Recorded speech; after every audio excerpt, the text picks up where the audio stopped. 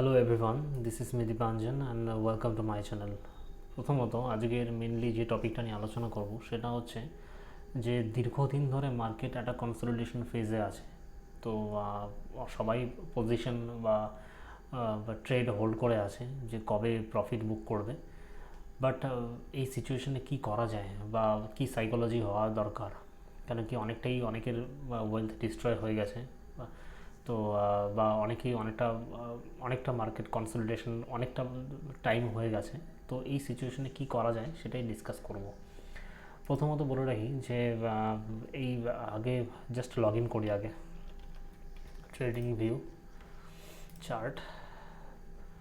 যদি আমি নিফটিকে দেখি, যদি নিফটি 50 নিয়ে আলোচনা করি, তো লাস্ট আমি দেখব যে লাস্ট হাইয়ের বানিয়েছিল এই রেঞ্জে, মোটামুটি 18624, এটাই ছিল ওর মানে লাইফ টাইম হাই, যেটা এক সেকেন্ড 18609 এক্স্যাক্টলি এইটাই হাই ছিল। এবং ডেট ছিল, এটার ডেট হচ্ছে 21শে অক্টোবর, মানে অক্টোবর মাসে last Nifty life time high বানায়। এবং তারপর থেকে অক্টোবরের এটা 14 তারিখ, November, December, January, February, March, April, total 6 মাস হয়ে গেল নিফটি সেম কনসলিডেশন ফেজেই আছে। মোটামুটি যদি রেঞ্জ ধরা যায়, মোটামুটি এই রেঞ্জটা একটা মানে ডিসাইডিং ফ্যাক্টর বলা যায়, যে মানে এই রেঞ্জের মধ্যেই ট্রেড করছে। মাঝে মাঝে ডাউন হচ্ছে ঠিকই, কিন্তু মানে 16822 থেকে 1809 এই টোটাল এই রেঞ্জের মধ্যেই নিফটি ট্রেড করছে মোটামুটি বলা যায়। তো মাঝখানেও কিছুটা ডাউন হয়ে গেছিলো। তো তো কথা হচ্ছে যে কি করা যায় এই ফেজে, যে 6টা মাস হয়ে গেল। দেখো, প্রথমত এই ফেজে যখন ছিল, আমি যে আমার পার্সোনাল কথা বলি, আমার পোর্টফোলিও মোটামুটি 25% আপ ছিল ওভারঅল পোর্টফোলিও।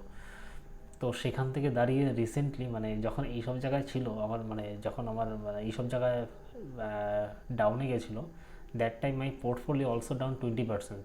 মানে ততটা ভাবতেই পারো যে কতটা ওয়েলথ ডিস্ট্রয় হয় সেই টাইমে। বাট আমি তখনও কিছু সেল করিনি, কারণ আমার কনভিকশন ছিল যেসব কোম্পানি আমি সিলেক্ট করেছি এবং হোল্ড করে আছি সেটা রিটার্ন দিবেই, আজকে হোক কালকে হোক। তো আমি হোল্ড করেছিলাম এবং আজকেও হোল্ড করে আছি। কিন্তু এর মাঝখানেও যেগুলো স্টক মোটামুটি একটা পজিশনে আছে সেল করার মতো, বা টার্গেট অ্যাচিভ হয়ে গেছে বা মানে হচ্ছে, তো সেগুলোতে টুকটুক করে আমি নিজেকে সেল করছি এবং ক্যাপিটালটাকে লিকুইড করছি। তো দেখো, এই রেঞ্জের মধ্যে যেটা আছে সেটা কেউ জানে না যে এটা কতদিন থাকবে। মানে হতে পারে এখান থেকে ব্রেকআউট মানে এখান থেকে ডাইরেক্ট বেরিয়ে চলে যাচ্ছে, বা আবার এখানেও কনসলিডেশন করতে পারে, এবং কতদিন করতে পারে সেটা কেউ জানে না। আমাকে পেশেন্টলি হোল্ড করতেই হবে। এবং প্রত্যেকের সেম সিনারিও, যে কেউ বলতেই পারবে না যে এখানে মানে কবে মানে এখান থেকে মানে আবার র্যালি শুরু হবে। তো এই জায়গায় যদি কেউ লস বুক করে স্টক সেল করে, তো এটা খুব বোকামির কাজ হবে। তো হোল্ড করো পেশেন্টলি। এবং আমার মনে হয় যেগুলা স্টকে মানে বুকিং মানে অ্যাভেলেবেল হচ্ছে, মানে প্রফিট বুক করার সুযোগ আসছে, তো ডেফিনেটলি প্রফিট বুক করো। রিসেন্টলি আমি রিলায়েন্সে, এক সেকেন্ড দেখাচ্ছি, আমি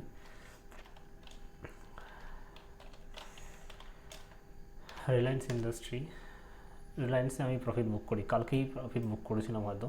মোটামুটি আমার 43% গেইন এসছে। মোটামুটি এইসব লেভেল আমি কিনছিলাম এবং এই লেভেলে বিক্রি করি, এইসব লেভেলই হয়তো কিনেছিলাম আমি। তো মোটামুটি 43-45% আমার গেইন আসে মোটামুটি 11th মান্থ, মানে টোটাল 11 মাসের মতো সময় লাগে।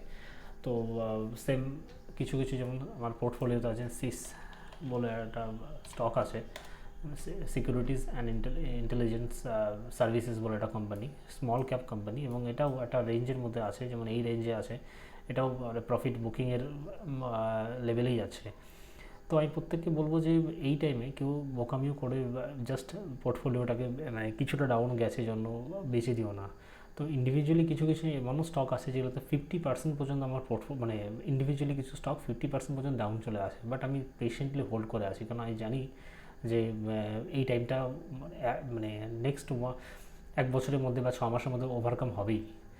আর কিছু করার নেই এই টাইমে, কেন কি যদি এইচডিএফসি যদি আমি HUL দেখি,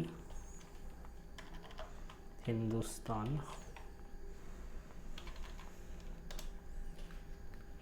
ইউনিলিভারের মতো স্টক যদি এতটা ডাউন থাকতে পারে, মানে 47% ডাউন, এটা ভাবতে পারো যে কতটা ডাউনে চলে আসে Hindustan Unilever.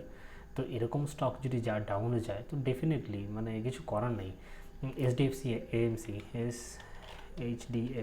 AMC asset management company, HDFC এএমসির মতো স্টক মানে লাস্ট ওর লাইফ টাইম হাই ছিল কোথায়, এক সেকেন্ড,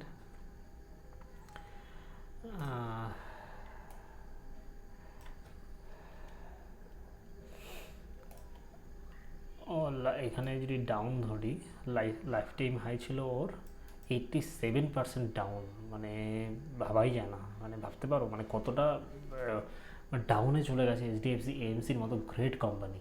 তো কেউ যদি বলে যে এই সিচুয়েশনে এটাই বলার যে অনেকে ভাবে যে আমার পোর্টফোলিও ডাউন, তোমার অনেকে এটাই ভাবে যে আমারটাই ডাউন কিন্তু বাকিদের ডাউন হয়নি। বাট কথা এটা না যে প্রত্যেকের এই টাইমে প্রত্যেকের পোর্টফোলিও ডাউন। তবে একটা জিনিস বলি যে এইসব সিচুয়েশন কিন্তু বারবার আসে না, মানে একটা দারুণ জোনে আছে। কেন কি আসে না, কারণ এই কেউ যদি লিকুইড ক্যাশ হোল্ড করে থাকে তো আমি বলবো এটা গ্রেট বাইং অপরচুনিটি। কেন কি এইসব স্টক এইসব ভ্যালুয়েশনে এইসব প্রাইসে আসা খুবই দুষ্কর, খুবই কম আসে। তো আমি ডেফিনেটলি সাজেস্ট করবো যারা যারা এখনও কিছু ক্যাপিটাল যদি হোল্ড করে থাকো তো ডেফিনেটলি কিছু না কিছু ইনভেস্ট করতেই পারো। তো এটাই বলার। আর খুব তাড়াহুড়া যদি স্টক মার্কেটে যদি আসতেই হয় আর যদি একটা মোটার ইনকাম করতে হয় তো পেশেন্সটা একটা বিরাট বড় জিনিস। উইদাউট পেশেন্সে তুমি সাইকোলজি এমন কাজ করবে যে সব লাল দেখাচ্ছে পোর্টফোলিও জাস্ট বেঁচে দিই, কিন্তু তুমি যদি এখানে লস বুক করতে থাকো তাহলে তুমি এটাই একটা টেস্টিং টাইম যে তোমার মধ্যে কতটা পেশেন্স আছে। তো আমি প্রত্যেককে এটাই সাজেস্ট করি, যখন তুমি যেমন আমি একটু আগে একটা কথা বললাম যে এমন কিছু কিছু স্টক আছে যেগুলো আমার 50% পর্যন্ত ডাউন, যেমন যে এইচডিএফসি এমএসি বললাম। তো আমি যখন মোটামুটি কিনেছিলাম তো তার থেকে যদি 30, 40, 50% পর্যন্ত ডাউন হয় আমি তাও বেচবো না, কেন কি আমার কনভিকশন আছে যে এটা একদিন নেক্সট 6 মান্থ 1 ইয়ারে এটা রিটার্ন ফুলফিল করে দেবে, যে যা লস হয়েছে সেটা মেকআপ করে দেবে। তো আমি প্রত্যেককে সাজেস্ট করবো যদি তোমরা যখন আমি স্টক বাই করছো তাদের জন্য ফান্ডামেন্টাল, টেকনিক্যাল এবং বিজনেস প্রত্যেকটা জিনিস ডিপলি অ্যানালাইজ করো এবং তারপরেই ইনভেস্ট করো। আদারওয়াইজ যদি ওরকম কনভিকশন ছাড়া ইনভেস্ট করো তাহলে ডেফিনেটলি নিজেকে ধরে রাখতে পারবে না সেই টাইমে। তো এটাই বলার যে একটু একটু ওয়েট করো, আই থিঙ্ক ভালো রিটার্ন গেইন করবে। আর তাছাড়া ইন্টারন্যাশনাল সিনারিও যা চলছে এখন, তো অয়েলের দাম দিনকে দিন ইনক্রিজ হচ্ছে এবং ইনফ্লেশন তো তার সাথে আছেই। তো এইসব সিচুয়েশন পেশেন্সটা একটা বড় জিনিস কাজ করে। তো আজকের ভিডিওটা এটাই বলার ছিল যে ঘাবড়িয়ে লাভ নেই, প্রত্যেকের পোর্টফোলিও রেড বা রেড না হলেও একটা ওই কনসলিডেশন ফেজে আছে।